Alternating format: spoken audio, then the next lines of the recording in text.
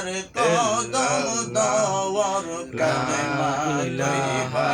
ইল্লাল্লাহ লা ইলাহা ইল্লাল্লাহ লা ইলাহা ইল্লাল্লাহ লা